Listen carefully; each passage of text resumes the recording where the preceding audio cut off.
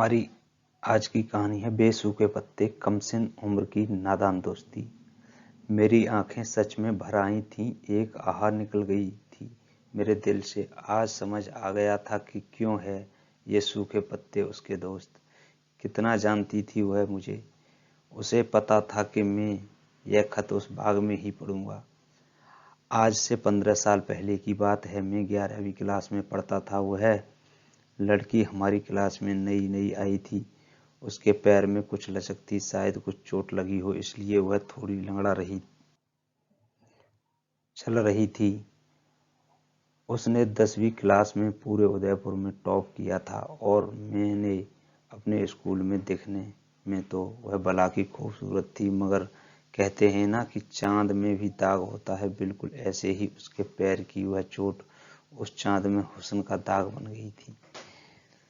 उसने पहले दिन से ही क्लास में मनचले लड़कों को अपनी खूबसूरती का दीवाना बना दिया था। उसकी सादगी की चर्चा हर जबान पर थी। शुरुआत में चंद महीने में ही क्लास के आधे से ज्यादा लड़के उसे प्रपोज कर चुके थे। सबको उसके हुस्न से मतलब था,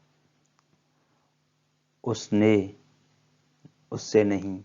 हम लड़कों की सोच गिरी हुई होती है, लड़की को इस्तेमाल करने की चीज समझते हैं। इस्तेमाल किया और फेंक दिया, मगर कुछ सब कुछ जानते हुए भी उसने कभी किसी को जवाब नहीं दिया, ना ही नाराजगी से और ना ही खुशी से। और एक मैं था जो अभी तक उसका नाम भी नहीं जानता था। सच कहूं तो मैंने कभी कोशिश भी नहीं की थी। नाम जानकर करना भी क्या था, जब दोनों की दुनिया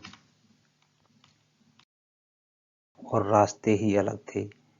हर कोई उसे अलग अलग नाम से पुकारता था, इसलिए कभी सुनने में भी नहीं आया उसका असली नाम।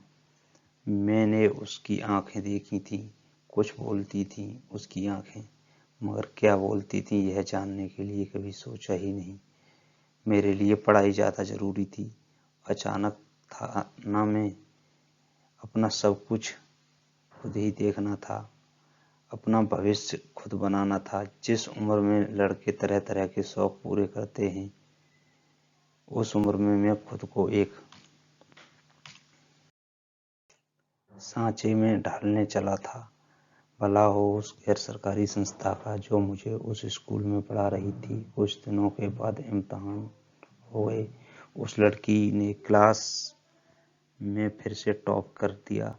मेरी सालों से चली आ रही क्लास में पहली पोजीशन की हुकूमत को उसने ख़त्म कर दिया था। हमारे क्लास टीचर क्लास में आए और बोले, सरोज, तुमने 96% नंबर लाकर क्लास में टॉप किया है। मुझे धक्का लगा कि मैं पीछे कैसे रह गया। मैं इतनी मेहनत से जो पढ़ा। टीचर दोबारा बोले, राघव, तुम्हारे 95.8% नंबर आए हैं। तुम दूसरे नंबर पर हो। इस पर मुझे राहत सी मिली कि बस थोड़ा सा फर्क है, मगर फर्क क्यों है, इसका जवाब मुझे खुद को देना था। यह जवाब मैं कहाँ से लाता। मैं पूरी क्लास में ही यही सोचता रहा। सब लड़के खुश थे जो फेल थे, वे भी, क्योंकि उन्हें उसका असली नाम पता लग गया था। क्लास खत्म होने पर मैं उससे मिला और बधाई दी। वह इसकी हकदार भी थी, इसलिए उसने भी मुझे बधाई दी। यह हमारी पहली मुलाकात थी। इसके बाद आगे के दिनों में धीरे धीरे बातें होने लगी, मगर जबान से नहीं, सब इशारों से। दूर से देखकर हाथ हिला देना, मगर सामने होने पर चुपचाप निकल जाना, यह हमारे लिए बहुत आम हो गया था। फाइनल इम्तिहान आने वाले थे। हमारी बातें अब शुरू होने लगी थीं, मगर मैंने कभी सरोज के बारे में जानने की कोशिश नहीं की, बस हालचाल पूछ लिया करता था। फिर एक दिन वह बोली, इम्तिहान के बाद मिलना, मगर कहाँ मिलना यह नहीं बताया। मैं कुछ देर सोचता ही रहा कि कहाँ और क्यों। क्यों का जवाब तो यह था कि हम दोनों दोस्त थे, मगर कहाँ का जवाब मुझे नहीं मिल रहा था। क्या मेरे घर में? मगर मैं तो अनाथ आश्रम में रहता हूँ। तो फिर क्या उसके घर में? मगर उसका घर मुझे पता नहीं तो कहाँ? फिर उसी ने बताया कि स्कूल के पास वाले बाग में मिलना। मेरे अंदर के सवालों का तूफान थाम दिया था उसके इस जवाब ने। इम्तिहान खत्म हुए, हम मिले, हम फिर मिले, हम बार बार मिले। एक अजीब सी मगर बहुत प्यारी सी धुन लग गई थी दोनों को एक दूसरे के साथ की। फिर एक दिन मैंने उसे बताया कि मैं अनाथ हूँ, तो जवाब मिला कि वह भी अनाथ है। मेरी तो यह जानकर सांसें थम गई थीं कि इतनी प्यारी सी लड़की के माँ बाप नहीं, भला की खूबसूरत लड़की इस नोच खाने वाले समाज में अपना वजूद बनाए हुए थी। समझ आ गया था मुझे कि उसकी आंखें क्या, वह इतनी नरम मिजाज थी। मुझे आज उन सवालों के जवाब भी मिल गए थे जिन सवालों को मैंने कभी सोचा भी नहीं था। फिर कुछ देर चुप रहने के बाद मैंने बड़ी हसरत से उससे पूछा, क्या हम अब तक तुम्हारे कभी कोई दोस्त रहा है? मगर हथेली भर के सूखे पत्ते ले आई और बोली, ये हैं मेरे दोस्त। मुझे कुछ समझ नहीं आ रहा था कि सरोज क्या बोल रही है। मैं हंस भी नहीं सका क्योंकि उसके चेहरे पर हंसी नहीं दिख रही थी। सरोज, मैं कुछ समझा नहीं, मैंने बहुत जिज्ञासा से पूछा। जब उसकी आंखें सब कुछ बोलती थीं, तो क्यों आज मैं उसकी जुबान का बोला हुआ शब्द समझ नहीं पा रहा था? वह चाह रही थी कि उसका दोस्त उसकी आंखें पढ़कर जान जाए कि क्यों ये सूखे पत्ते उसके दोस्त थे, मगर उसने नहीं बताया। और मैंने भी मान लिया कि शायद दुनिया में कहीं उसका भरोसा टूट गया होगा, इसलिए वह ऐसी बातें करती है। हमारी बातों के सिलसिले अब काफी बढ़ गए थे और हम धीरे धीरे बहुत करीब आ गए थे।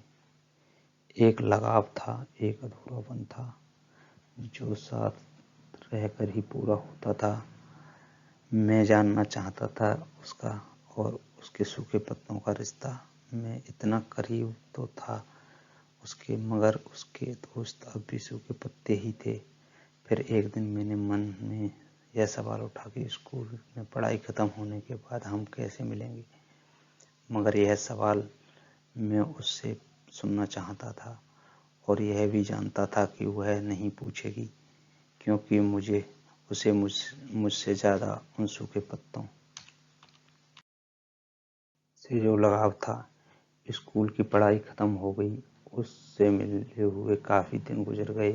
अकेलापन महसूस होने लगा था और यह अकेलापन मुझे काटने को दौड़ता था। सरोज लौट गई थी अपनी दुनिया में, अपने उन सूखे पत्तों के पास या फिर कहीं और। फिर एक दिन मैंने स्कूल जाकर पता किया। कितना बेवकूफ था मैं, इतना वक्त साथ रहे मगर कभी यह जानने की कोशिश नहीं की वह रहती कहाँ थी। मैंने अपने टीचर के पास जाकर सरोज का पता पूछा। टीचर बोले, राघव, पता तो मुझे भी नहीं मालूम, मगर सरोज तुम्हारे लिए एक चिट्ठी छोड़ गई है।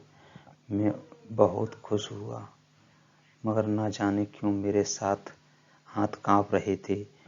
उस चिट्ठी को खोलने में जिंदगी में पहली बार किसी ने मुझे अनाथ चिट्ठी लिखी थी। टीचर बोले, अरे यह क्या, जो राघव हमेशा पढ़ने में अव्वल रहा, आज उसके हाथ इस मामूली सी चिट्ठी को लेने में कांप क्यों रहे हैं? पता नहीं सर, मगर यह मामूली नहीं है। इतना कहकर मैं वहां से बहुत तेजी से भाग निकला। और क्या भागा यह मैं भी नहीं जानता।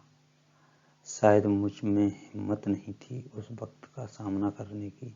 मैं बहुत भागा और न जाने क्यों भागा। मेरे कदम उस बाग की ओर बढ़ते चले गए जहां हम अक्सर मिलते थे। मेरी सांसें बहुत तेज चल रही थीं, थकने की वजह से नहीं, डर की वजह से। और डर था उसे खो देने का। डर था मुझे कि यह चिट्ठी पढ़ते ही मैं उसे खो दूंगा या उसका मेरे लिए पहला और आखिरी वक्त था। क्या करूं, कुछ समझ नहीं आ रहा था। अभी पढ़ूं कि नहीं। मन में हजारों बुरे ख्याल आ रहे थे। सांसें भी थमने का नाम नहीं ले रही थीं। फिर सोचा शायद उसने इसमें अपना नया पता लिखा हो। बहुत हिम्मत करके मैंने वह खत खोल ही दिया और वह कुछ यूं था। प्यारे दोस्त राघव, मैं जानती हूँ कि यह खत पढ़ने से पहले तुमने हजारों बार सोचा होगा। तुम्हारे हाथ कांपे होंगे, धड़कनों का शोर कुछ ज्यादा हो गया होगा, मन में हजारों तरह के ख्याल आ रहे होंगे और उनमें सबसे बड़ा सवाल यह होगा कि मेरे दोस्त सूखे पत्ते ही क्यों। राघव, मैंने तुम्हें कभी नहीं बताया, अब बताती हूँ। मैं अपने माता पिता की इकलौती लड़की थी। जिस घर में पैदा हुई वहाँ लड़की का पैदा होना जुर्म माना जाता था। जब मैं 4 साल की थी तब मेरे पिता ने मुझे छत से नीचे फेंक दिया था। मैं आंगन में रखे उन सूखे पत्तों के ढेर पर गिरी थी जिसे कुछ देर पहले मेरी माँ ने जमा किया था। तब मैं तो बच गई, मगर मेरा पैर टूट गया था। पिताजी की ऐसी गिरी हुई देखकर माँ ने वहीं पर रखी कुल्हाड़ी से उनकी जान ले ली। उन्होंने मुझे बहुत प्यार से गले लगाया। खूब रोई, मैं भी रो रही थी। फिर माँ ने मुझे छोड़ा और घर बंद करके खुद को आग लगा ली। माँ भी मर गई और मैं छोटी सी लड़की 4 साल की उम्र में ही अनाथ हो गई। किसी रिश्तेदार ने मेरी जिम्मेदारी नहीं ली। जिस उम्र में औलाद को उसकी माँ के सहारे की सबसे ज्यादा जरूरत होती है, वह सहारा मुझसे छिन गया था। माँ के आंचल में खेलने की उम्र में मुझे अनाथालय वाले ले गए। वहाँ जब मैं गई तो हर बार बस अपना गिरना याद आता था। उस वक्त मुझे बचाने वाले वे सूखे पत्ते ही थे जिनसे मैंने अब कभी बात तक नहीं की थी।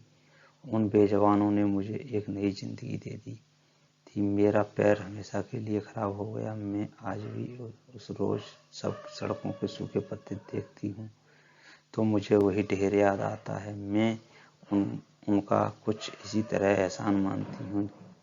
जब मेरा अपना माता पिता अपना नहीं हो सका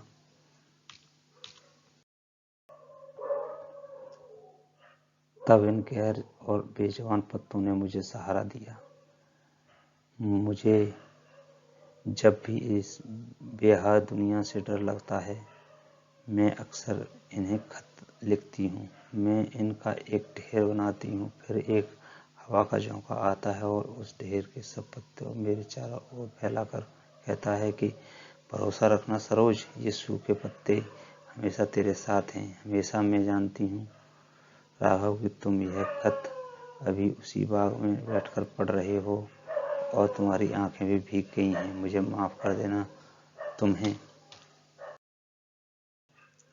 चुपचाप छोड़कर जाने के लिए, मगर महसूस करके देखना मैं हमेशा तुम्हारे साथ हूँ, इन सूखे पत्तों की तरह। तुम्हारी सरोज। मेरी आंखें सच में भर आईं। एक आह निकल गई थी मेरे दिल से। आज तक समझ गया था कि क्यों हैं ये सूखे पत्ते उसके दोस्त। कितना जानती थी वह मुझे। उससे पता था कि मैं यह खत उस बाग में ही पढ़ूंगा। अब समझ आया कि क्यों मेरे पैर भागते भागते मुझे उस बाग में ले आए थे।